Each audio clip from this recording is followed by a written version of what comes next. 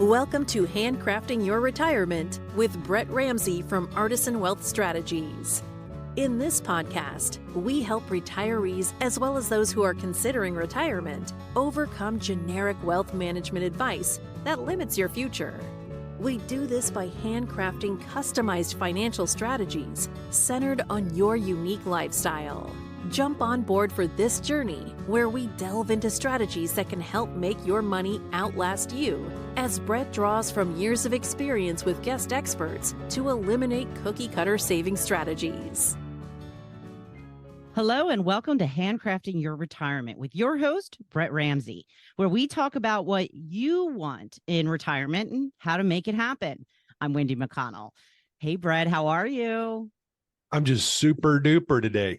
Super duper. Do you have a super duper story for us today? Oh, I do have a super duper story for us today. My youngest son has had a unique journey recently. I think we talked a little bit about his injury, but one of the things he's trying to figure out right now is really what I call what's he want to be when he grows up. And the reason why it's so important to him is that he's an athlete and he's getting recruited to play in college, but some of the colleges don't offer, certain things. So he's trying to figure it all out. And that's tough when you're 17. And I've been thinking back over my own journey, and, I've been doing this for over 20 years now. So everybody kind of sees and they think, oh, this is what Brett does. But, I think as we are starting out in life and trying to figure out this thing, it always looks kind of like a straight line. But my experience has been it's a curvy, windy road with lots of different stop signs and turns and things. And so our guest today, I think, had a few of those in her life, and she's going to share her story. But I always think it's important for some of our clients and our listeners to understand how I can relate to you personally. So I've had a couple of what I call career disruptions along the road, and two might even be a small number. It's probably more like 22, but two big ones. And I used to work for some big companies. So coming out of college, I worked for a large company, and I was involved in a corporate restructuring. So when someone goes through that personally, I really know how that feels to walk in literally one day and there's someone in your office or someone there at your job site that's not normally there, getting ready to give you some bad news. But one of the most important ones for me personally was, and really I'm thankful, because without it, I wouldn't be here today doing what I love doing. And what I really encourage our listeners to think about, and I think Jennifer today is going to share a couple of really good stories about this, is, sometimes when we're throwing something, we've heard the expression, how do I turn lemons into lemonade? And I've been doing a lot of reading lately and just focusing on this idea of mindset. Like, how do we get our mind right when we're faced with challenges and things? And so for me personally, I can look back now very clearly and understand, like, the day on Friday, I was on the organizational chart. We knew there was a big reorganization going to occur. On Friday, I was on it. On Monday, when it came out and was distributed to the entire company, this was a big company, it was a Fortune 250 company, I wasn't on it. Oh, no. So like that feeling of, oh my gosh, how did I go from literally, I was executive vice president of that company on Friday to not literally on the chart on Monday? How did those things happen, and how do we react to them, and how do we feel about those kinds of things? And it's so unsettling. But for me personally, I just had this mindset of okay, that, I've said this a bunch, that which does not kill me makes me stronger. Right. And so that, like, but when I'm meeting people, I find that our biggest challenge sometimes is helping people get into the right mindset for where they're at right now, not where they were, not kind of what they wish they would be, but where are they right now? And then how can we get from where we are now and have that right mindset to where we want to go? And I think Jennifer's story, and I'll let her tell a little bit about it, is someone who I've seen over the course of time be really good at figuring out, like, where she is, but where does she want to be, and what are the changes and things that she needs to make and do to get to where she wants to be. And so, with that, I'll let her introduce herself and give a little bit of her, family and personal history to share with our listeners. Thanks for having me on, Brett. So I'm Jennifer Clapp, married, have two college-age daughters. and was offered a buyout retirement from the company I'd worked for at that point, 29 and a half years. And they did keep me on till I reached the 30-year mark. But having had a plan, thinking back, being invested wasn't as frightening as what I thought being faced with something like that. So, yeah. Well, and so you're telling about that part of the story. So let's go back a few years, and it's been a few when you Yeah. and I first met. So I remember when we were first talking, and geez, that might have been almost like 15 years ago. The best I can recall, 2005 or 6. I know our Yeah. youngest was in a stroller. Now she's in college. So So 20 years ago, yeah, I was wrong. yeah.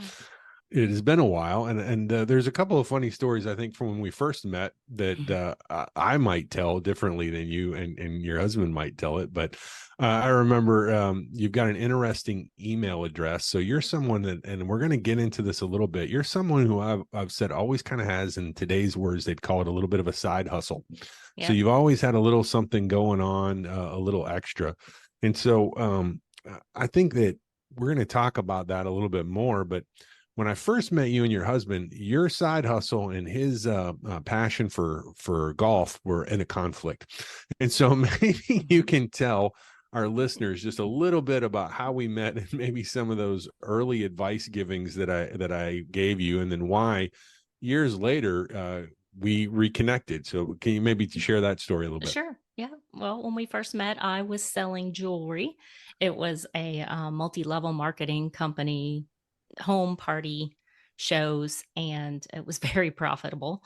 I think at the time I bought Kevin a truck that he just wore completely out, but he loved that truck, and it would not have been possible had it not been for that. But my joke was, I was going and having all these home parties, several times a week, and, making great money just doing that as a side hustle, and then he'd go golf it all away. So it was kind of a, hey, wait a minute, I'm making money and you're spending money. Like this was not part of the plan. But and you had a great idea, Brett. We both got a little bit of money that was our own money out of our paychecks, and neither the two shall meet. I had mine and he had his, and it wasn't part of our regular monthly bills type money. It was just our own little play money, and that still works very well for us, thanks to you. Right. Yeah. Well, and that's the part of the story I think sometimes when we're like, and that's why I love your journey, is when we're first starting out and we were talking about, like, we're married, we have kids in strollers, and we're trying to figure all this stuff out, is really hard to think, 15, 20 years down the road and getting, the things that we want and the lifestyle that we want, and then still keeping that magical thing called retirement out into the distance. So maybe I know, yeah, now you can kind of look back on it, but what were some of the key habits? I mean, you talked about a little bit of it. I used to joke, I called that pocket money. Everybody needs a little pocket money. Everybody needs a little something that they can spend at their own discretion, that isn't killing the family bank account. It isn't, taking away from the things that are the key bills, but then you can go out and use that money, whether it's your hobby or interests or going out to dinner. But that seems to be a key habit that I find of people that are successful, is they have a little extra cushion and they have a way of putting that kind of stuff into their budget. But what are maybe some of those other key habits that you guys adapted so many years ago now, that when you look back on it, really have helped you be in the position that you are today? Investing financially was, I think, the number one thing. It was actually when Kevin and I were engaged. He came over to start working on some wedding plans, and he looked at me and said, I'm not going another step until you enroll in the 401k at work. As we both worked for the same company, he knew exactly what options I had available to me, and I had not been invested at all, and had worked there for 7 years. And he said, you're leaving money on the table. You're just basically throwing it away. And so I wanted to get married, and I wanted to move forward with the wedding plan. So I did exactly that. I went in the next day and got a hold of the financial people and got enrolled. But thank goodness, because I retired well, having had his wisdom to do that. So yeah. And it's so, when you're young, it's so challenging, right? Sometimes to just put in that, whatever it is, 5-6%, and just put it in, turn off your mind and just let it go in there. But when those 30 years came along, and your company, you were a little bit different, is that you also still had a pension plan and a cash balance plan that was a part of your retirement. But Yes. if I'm not mistaken, your personal savings with the company match and the 401k was larger than that, right? And so those are the key things. So just that time element. And I know that we're going to talk about a few other things, but what about the shock, of just, okay, when all of a sudden, like you said, you've been there almost 30 years and things are changing, and maybe you can walk our listeners through just kind of those feelings and emotions and how that all happened for you. There were so many feelings. There was denial, there was fear, there was excitement. I remember walking in after a vacation and being met in the elevator lobby by a coworker, and he said, "Guess what? We're getting an offer. We're going to get bought out." And I said, "No, I can't do that. I'm only 52. That's not possible." And he took the entire day to try to convince me why that really was possible. And then I remember going home with that challenge of, and now I have to get Kevin on board, because it's great if I believe it, but he needs to trust me and believe it too. And it took a week or so, probably, I would say, to get him to really fully believe, financially we're okay, and it's a blessing, and it truly has been a blessing. That whole process allowed us to pay off the house, have a very nice emergency fund. The truck that he wore out got replaced with another new to him used truck, and he was very happy that we did that, but it took a lot of convincing, and it wasn't without a gamut of emotions. I mean, there was a lot of just fear of starting over. Even good change is scary sometimes. So Right. And and I remember, that's, I think, when you reached back out to me again, because we hadn't really been connected for a while, and you were going through that change, and you reached out to our magic website and found me and sent me a note, and I was like, holy cow, I remember that name, but it had been a while, and we ended up meeting because of my kids were literally right down the road from you, and so we were able to meet at a Panera and have one of those big official kind of meetings that people have sometimes to kind of get updated on what was going on. But you mentioned your emotions and everything, and then getting your husband on board with some of those changes, and now I think in our last review, I think he's even looking forward to, man, maybe I'll get one of those packages, right? And so my oh my, how things have changed. But one of the things that I thought was really unique about your situation is that you're not a person who likes to be idle. You talked about having a the jewelry business that was going earlier in your life, and so you took that transition and that buyout and the things that came with it, which were obviously some severance pay, and those, you use that severance well. You use that to pay off some debts and to get things kind of squared away. But you just leapt right into a bunch of different side hustles. So what'd you start doing with your time once you left? Well, I took a year off and decided I'd cleaned everything that could be cleaned in the house, and had shrunk some things. And Kevin said, you need to get out of the house. You need to work. You're making me crazy. And he was still working at home, still is actually to this day, and decided, it was time to go back to work. And I didn't know what I wanted to do. I had a long list of different places. I might be interested in working at the post office. I might be interested in the IRS, all these different places. But I, really remember saying to Kevin, I just want something to fall in my lap. And a great job did fall in my lap, and it's going very well. But as you mentioned, the side hustle, I've had a love of quilting since the 90s, most of my life, and found myself always taking my pieced quilt tops out to be quilted. And so I finally just kind of jumped in and bought a used quilting machine, a long arm quilting machine. And now people bring their pieced quilt tops to me, and that has turned into my hobby paying for itself, so to speak. I'm sure over the years it will grow, but it's a hobby that pays for itself. So it's my little side hustle that is just fun. It's putting my passion to work for me. Right. And I think that's, I'm smiling here. People can't see that because it's a podcast, but the reason why I'm smiling is because my wife and has found a passion for pickleball. And one day she was playing this game, and someone she was playing with commented on that they were a pickleball instructor, and that last year their passion for pickleball had earned them $80,000 pickleball instructing. Nice. So now my wife is becoming a pickleball instructor and trying to turn her passion and hobby into something that allows her some flexibility and changes. And so that's why I love hearing those kinds of stories, right? Is because so often there are things that we are passionate about that we just haven't thought about. How can I do more of that? Or how can I do that? One of the things that I challenge people normally when they're approaching retirement, not like in your situation where it was kind of thrust upon you, but I use the phrase, let's practice retirement, right? So what would we do with our time if we weren't working all of these hours each week? And where would we go? What would we do? Would it cost us money or would it bring money in? And so sometimes for the men listeners out there, people laugh at the guys that become like starters or rangers at golf courses because it basically allows them to go out and be doing what they love and they get paid a little bit of money. But more than anything, it's the ability to connect with other people that are passionate about the same things that they are. And therefore, instead of it becoming a big expense, at least maybe it's a break even or something that's a little there. So I know you've done a great job of that, but if I'm not mistaken, you did some other little side jobs too that were you, I'm trying to remember, was it Uber or Uber Eats or something like that? Did you do that? DoorDash. DoorDash. That was it, right? Did some DoorDash deliveries in my idle time. Yeah. Yeah, it was very profitable. It was a lot of fun. Yeah. It was a learning experience. It was a lot of fun. Yeah. So what were some highs and lows of door dashing? Setting your own time frame and being able to turn it on and off. That was the flexibility was nice. Yeah. I really enjoyed it, actually. Felt like it was doing a service to people. Right. Of course, that was coming out of COVID. Right. And so people were afraid to leave their house. There was a lot of leaving it on their front porch and, wave at the window kind of thing. But it was actually a lot of fun.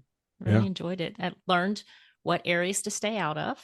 I ended up in a project area one night after dark. That was a little bit frightening, but I also learned that, certain areas, people were very friendly and very nice and made friends at a lot of restaurants where they were like, hey, you want some fries? Sure. I had a local McDonald's nearby, couple little towns over. Every time I went in, the lady was like, you want a Coke refill? Yeah, sure. Thank you very much. Yeah. Well, and the reason why I bring that up is because sometimes when people are in transition or something kind of comes at them or happens to them, they don't start to think about, like, God, I call it, how do I make the lemonade out of it? And, and you did, and, you've shared that, with things like, hey, we got a new truck, hey, we were able to do the house. And now tell me a little bit, I know that the housing piece of the puzzle actually came into play because I remember, like something just kind of came in your lap a little bit there, like you said, that you weren't expecting. So maybe, I don't know if I really prepped you for that question very well, but, maybe tell a little bit about how your housing situation has changed in this process. We had, like I said, we had paid off the house and it was going to be our forever home. Best laid plans, right? They always change. But we loved that house. It was a great house for us. But when we found ourselves both working from home and I was using a makeshift office space in our bedroom, Kevin was in the basement, in the finished part of the basement with his office, and neither of us with real office space, just, propping up boxes and boards trying to make it work. And when it became very apparent that I was back to work and staying working from home and he would be staying working from home, I realized, it would be really nice if we both had our own dedicated office space. And was looking on Facebook one night, and then late at night, it was on Halloween several years ago, and saw a house around the corner that was for sale. Same neighborhood, 25 houses away, make 2 turns and you're there. And I said to him, hey, this house is really nice. Do you want to take a look at it? And I couldn't believe that he agreed, but he did. And because our house was paid for, we were in a position that we can make an offer on it. And they accepted our offer for a lot less, simply because we did not have that need to sell our house first. There would be no contractual issue waiting on ours to sell, nothing pending. We were good to go. And they accepted our offer in 2 days. We were buying a house and moving 25 houses away. And it did give us both our own dedicated office space. And it's just been a blessing. I mean, we did go from not having a mortgage to having a mortgage again, but it's very small because of the way the situation worked out. And Yeah. Just couldn't have worked out any better. So And did the view improve? the view did improve. Yeah. So we have I, a gorgeous view of the woods and a valley. And yeah. yeah, it's amazing. I Beautiful never sunsets. I never got to stay on the sun porch or You'll, whatever of the old house, but the new house I was at, yeah. and it's pretty breathtaking. And so I can absolutely see why you wanted to upgrade that view, if nothing else, because it is pretty impressive. And like you said, you use a phrase, the forever house. And I know that, once again, we're kind of jumping around in your story, but one of the things that we talked about when we first met almost 20 years ago was this idea that I use all the time of how do we really build wealth? And I talk about, well, we have to spend less than we make, right? And then we talked about putting a debt elimination plan in place. And what's so fascinating for me, and it's so rare that I get to see the whole arc of someone's life, right? And then, so I hadn't seen you in probably 15 years. And all of a sudden you show up, like I said, on the website, and we come and meet, and like all those things that we talked about 20 years ago, you did. Right. Like, you eliminated the debt. At that point, you hadn't bought the new house, but you had the house paid off. You had the car paid off. You were saving at a high level into 401k. And now all of a sudden my company is downsized, and, all those things are there. And so as we're starting to put your puzzle together and your retirement, I was laughing a little bit, because that's a little bit when we were going through the projections, that's when Kevin said, okay, maybe I can get one of those deals too, right? Because now you're prepared and you're well prepared. And I know what's really important to you is you mentioned your two daughters in college. And when we first met, I know that came like just resonating right out, is all these money habits that you now have that you take for granted that people don't have, right? Like you and Kevin are unique. I can tell you, not everybody has the discipline to get out of debt and to save consistently and let it compound over time. Sounds so easy. And then here we are in our mid to late 50s, and we're prepared for that next phase of life. And I would love to be the story of everyone out there that I meet. Why is it so important for you to really translate that to your daughters? It's important to Kevin and I because I don't think we either one grew up in households where money was discussed. There was no education on, how to live financially. Certainly, we were taught in all the other areas properly, but financially, it was just kind of a big mystery. And I was at the mercy of basically Kevin, saying, we're not getting married until you invest in the 401k. My parents didn't do that. I know his parents did, but it certainly wasn't discussed. And I didn't want my children to grow up living paycheck to paycheck. I wanted them to know that they could be financially independent, and that give them those tools and that knowledge. And, ironically, there's another young lady who spends a lot of time at our house. We call her our third daughter, and need to speak with you about getting her on track, because she had just had a birthday, and I gave her some money, and I told her, it's important to me to know that you are going to be okay, down the road, and I can give you this money to invest, or you can go blow it. It's totally up to you. It's your birthday gift, but she wants to invest. So I have another eligible candidate for you, Brett. We've got a whole slew of folks, and Jennifer's daughters are just two of them. And I think their story about passing it on, and then also, you talked about, and I think some of it was generational. We're roughly the same age, and I've told my parents' story before. I mean, we come from a very poor rural part of the country, right? I'm from the Ozarks, and to be honest, money was, quite frankly, it was very rare, period, amongst anyone in the community, right? And so people that owned land and had cattle and things of that nature, they were viewed as wealthy because they had those things. But saving and learning how to do that and all that kind of stuff was just really foreign. And I remember as a child, my dad almost backhanding me one day at a dinner party because I brought up how much money they might make, right? Just wasn't something that they talked about. So many of my clients realized that they didn't really have a mentor. Maybe there was a family member, and then they look at their own kids or their grandkids, and they're just like you, and they're like, hey, I don't want my kids to have to learn this the hard way. I want them to learn and pick it up. So we actually have developed a program specifically for the beneficiaries and those friends and families, like you said, the third daughter, that next generation, to help them figure out the basics that I went over with you and Kevin, 20 years ago, about, hey, we got to spend less than we make.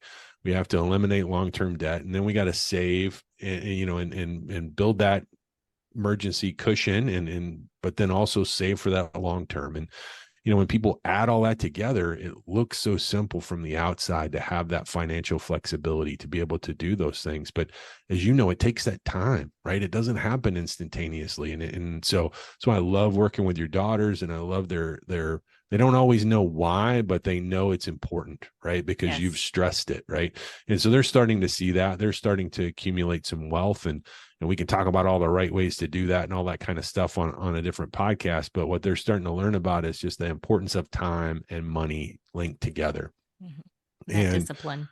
Discipline, right? And it's that simple. I've heard it say this way before. You got to learn how to. I was raised in quite frankly, in the church, and so we used to give, right? And so we give first, and then we saved second, and then we spent third, right? And so sometimes it's those little simple things that are those little baby habits that we have that build up into the big habits that are so powerful over time. And so one of the things, like I said, you've gone through this transition, you're kind of on the other side, but then you ended up going back to work.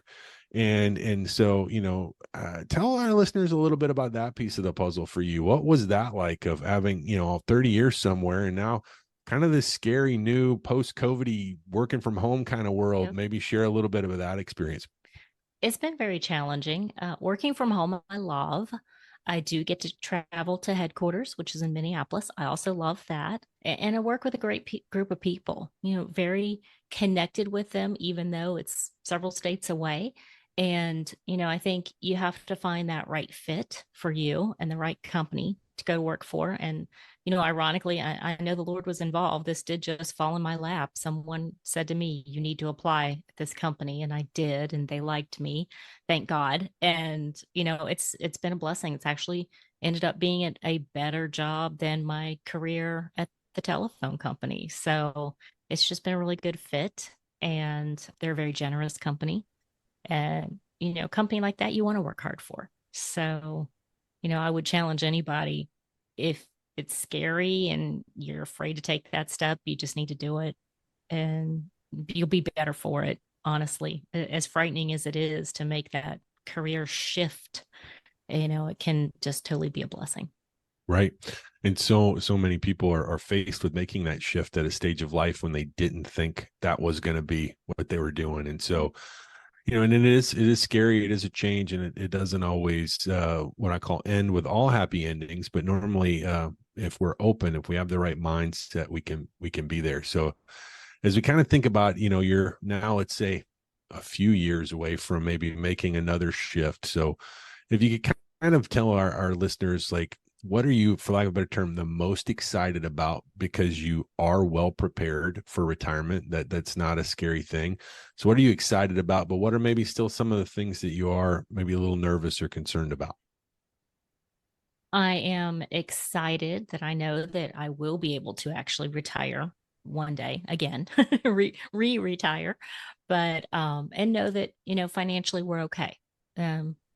We are on track for this house to be paid off very soon. We will have a decent retirement. We've kind of adopted that strategy. We've set our financial investments, kind of set it and forget it. Don't go in and panic with the market. Don't pull anything out just because of what the government might do or might not do. That kind of a mindset, to know that we are okay. And no matter what happens, God's in control, and you can set all of your plans accordingly, and anything can throw a wrench in it. And so, at this stage, we just know that we're just going to keep, staying the course, doing what we're doing. And yeah. Anything that, and like I said, I knew younger you when I was younger me. Yeah. But maybe, like you said, the key things, I know some of the things you've shared with your daughters, but with our listeners that are maybe in that same boat, what's that like? If there is one nugget of advice or guidance that you would give them, what do you think it would be? I would say it's kind of twofold. Make sure you're invested properly and stay on a budget no matter what. And I know several times I myself got off track with the budget. Something looks shiny and new, and I think I want to buy that. And, that doesn't bring you happiness, but the security will bring you the happiness down the road. Well, awesome.